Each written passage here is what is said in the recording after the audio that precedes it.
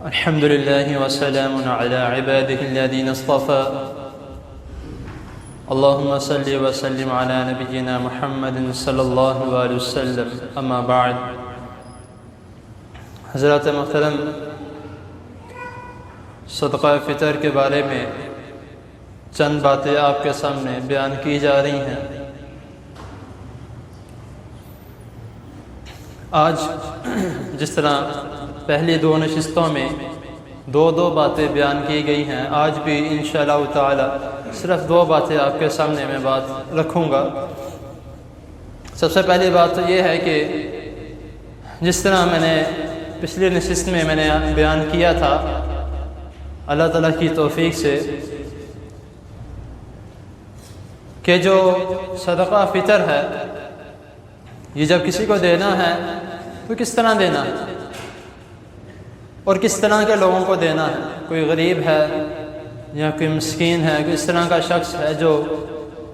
عید کے موقع پر کچھ کھا پی نہیں سکتا، یا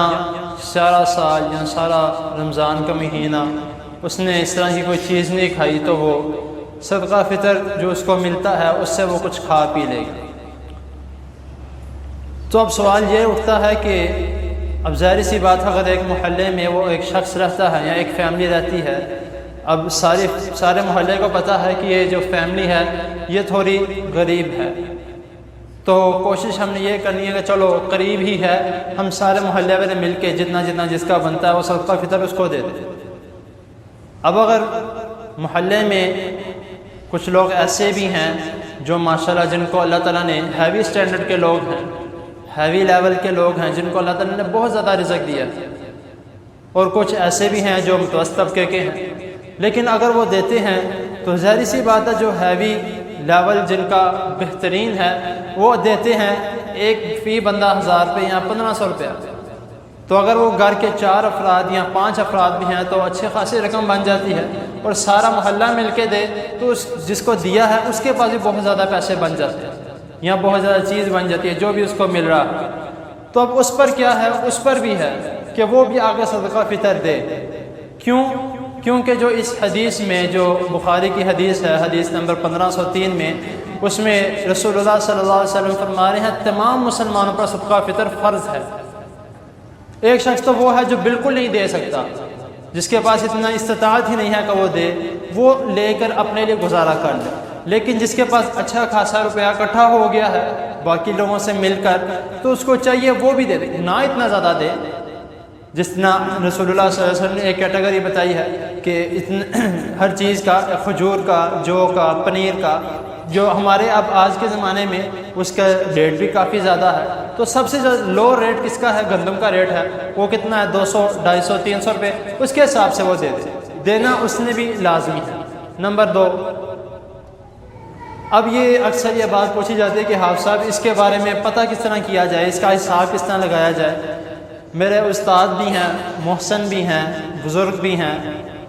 وہ بھی یہاں پہ موجود ہیں، پروفیسر ارشد صاحب، اللہ تعالیٰ ان کو صحت والی، ایمان والی لمبی زندگی عطا فرمائے۔ ان کا ایک کلیہ مجھے کسی نے بتایا تھا کہ انہوں نے یہ بتایا کہ اگر آپ نے اس کا حساب نکالنا ہے تو جتنی بھی چیزیں ہیں ان سب کو جمع کر لیا جائے،